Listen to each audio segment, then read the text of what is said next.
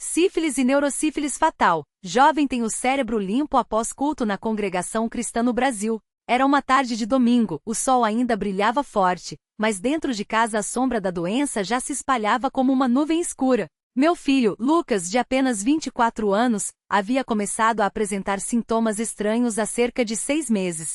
No início eram dores de cabeça fortes, que ele atribuía ao cansaço do trabalho. Depois vieram as tonturas, a falta de equilíbrio e uma fraqueza nas pernas que o fazia tropeçar como se estivesse bêbado. Eu, sua mãe, sentia um aperto no coração cada vez que o via lutar para se levantar da cama. Algo estava muito errado, mas nenhum médico conseguia dar um diagnóstico claro. Os exames começaram a se acumular: ressonância magnética, tomografia, análises de sangue, punção lombar. Cada resultado que chegava trazia mais dúvidas do que respostas. Os médicos falavam em possível esclerose múltipla, labirintite crônica, até mesmo estresse pós-traumático. Mas eu sabia, no fundo da minha alma, que não era nada disso. Lucas era um rapaz saudável, nunca tinha tido problemas sérios de saúde. Ele trabalhava como mecânico, gostava de jogar futebol com os amigos nos fins de semana e, acima de tudo, amava servir ao Senhor. Desde criança ele frequentava os cultos na congregação cristã, cantava nos hinos com voz firme e orava com fé.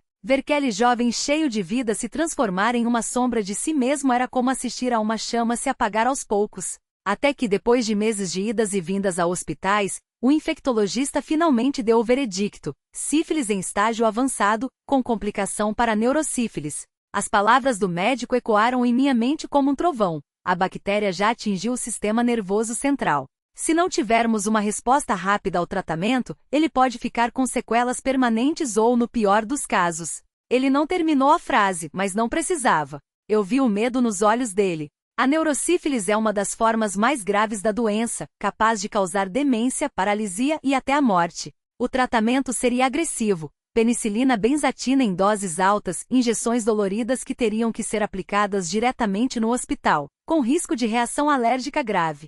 Naquela noite, sentada ao lado da cama de Lucas, segurei sua mão trêmula e chorei em silêncio. Ele, mesmo fraco, tentou me consolar: não chore, mãe. Deus sabe de tudo. Ele não vai nos abandonar. Mas como não chorar? Meu filho, que antes corria, ria, trabalhava com suas próprias mãos, agora mal conseguia segurar um copo de água. As dores de cabeça tinham se tornado insuportáveis, e ele descrevia uma pressão na nuca como se alguém estivesse apertando sua cabeça com as duas mãos.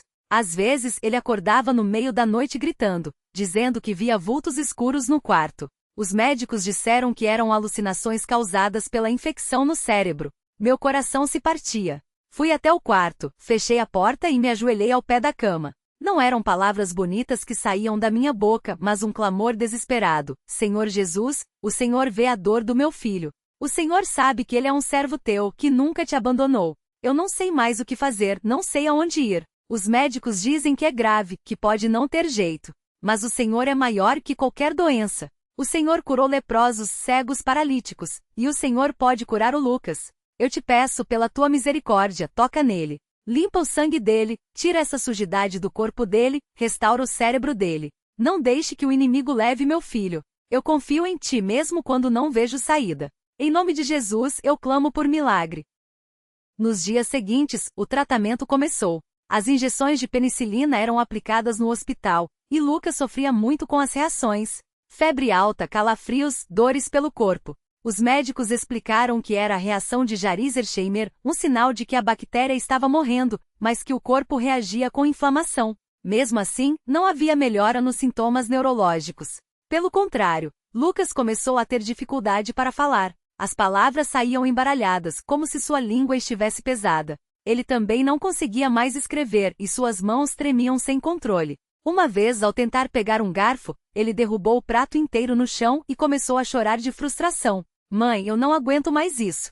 Parece que meu corpo não me obedece, ele disse, com lágrimas escorrendo pelo rosto. Foi então que uma irmã da igreja, Dona Maria, veio nos visitar. Ela era uma mulher de muita fé, sempre presente nos cultos, sempre orando pelos enfermos. Ao ver Lucas naquele estado, ela não disse palavras vazias como vai ficar tudo bem, ou Deus está no controle. Em vez disso, ela se ajoelhou ali mesmo, na sala, e começou a orar com uma autoridade que só vem de quem realmente conhece a Deus. Pai Celestial, o inimigo tem atacado este jovem, tem tentado destruir a vida dele, mas o Senhor é mais forte. O sangue de Jesus tem poder para purificar, para limpar, para restaurar. Eu rebento toda a obra do maligno na vida do Lucas. Eu declaro, em nome de Jesus, que essa doença não tem poder aqui. Que o cérebro dele seja limpo, que os nervos sejam restaurados, que a força volte para o seu corpo. Satanás, solta este jovem em nome de Jesus.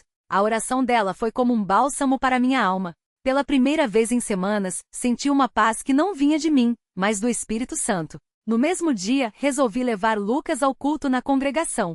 Ele mal conseguia andar, então o apoiei pelo braço enquanto caminhamos devagar até a igreja. Muitos irmãos, ao vê-lo, se aproximaram para cumprimentá-lo, mas ele só conseguia balbuciar algumas palavras. Mesmo assim, ele quis entrar. Sentamos nos bancos da frente e quando os hinos começaram, Lucas fechou os olhos e tentou cantar, mesmo com a voz trêmula.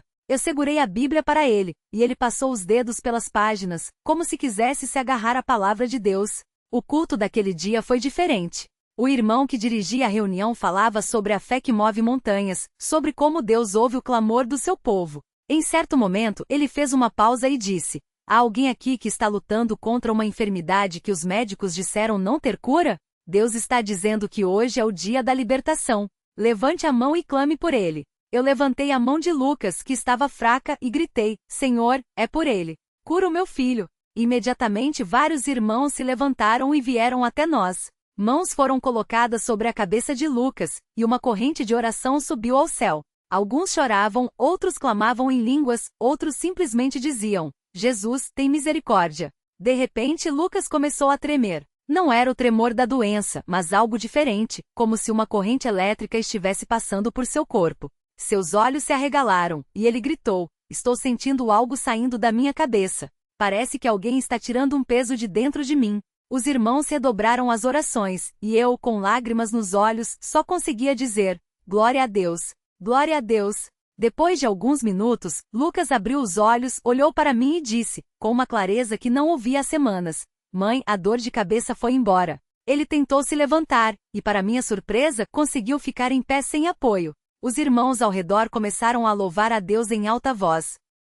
Nos dias seguintes, a transformação foi visível. Lucas voltou a falar normalmente sem gaguejar. As tonturas desapareceram, e ele recuperou o equilíbrio. Uma semana depois, voltamos ao médico para novos exames. O infectologista, ao ver os resultados, ficou boquiaberto. Isso não faz sentido. A carga bacteriana no líquido cefalorraquidiano sumiu. É como se a infecção nunca tivesse existido. Os exames do cérebro também estão normais. Não há mais sinais de neurosífilis. Ele olhou para nós com espanto e perguntou: o que vocês fizeram? Algum tratamento alternativo? Eu só sorri e respondi: nós oramos. Deus ouviu nossas orações. Hoje, Lucas está completamente curado. Ele voltou a trabalhar, a jogar futebol, a viver sem nenhuma sequela. Sempre que conta seu testemunho na igreja, ele diz: eu senti a mão de Deus tirando aquela doença de mim. Não foi medicina, não foi sorte.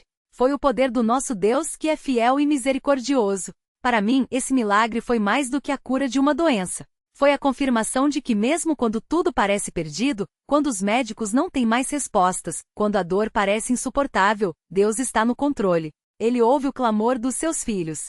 Ele age quando menos esperamos. Agora, toda vez que canto o hino Grandes Coisas Fez o Senhor, eu me lembro daquele domingo na igreja, quando Deus interveio de forma sobrenatural na vida do meu filho. Não foi um milagre barulhento, com luzes ou vozes do céu. Foi um milagre silencioso, mas poderoso. Um cérebro que estava sendo destruído, limpo pelo sangue de Jesus. Uma vida que estava se apagando, restaurada pela mão do Pai. Que este testemunho sirva para fortalecer a fé de quem está passando por lutas semelhantes. Não importa quão grave seja a enfermidade, não importa o que os médicos digam, para Deus, não há coisa impossível. Ele é o mesmo Deus que abria o mar vermelho, que fazia os cegos enxergarem e os mortos ressuscitarem. E ele continua operando milagres hoje, na vida daqueles que o buscam com um coração sincero. Agradeço a Deus por cada irmão que orou por Lucas, por cada mão que se levantou em fé naquele culto, por cada lágrima derramada em intercessão. Que o Senhor abençoe a todos que lerem esta história e que, assim como Ele fez por nós, Ele faça por vocês também. Que a paz de Cristo, que excede todo o entendimento, guarde seus corações e suas mentes em Cristo Jesus. Amém.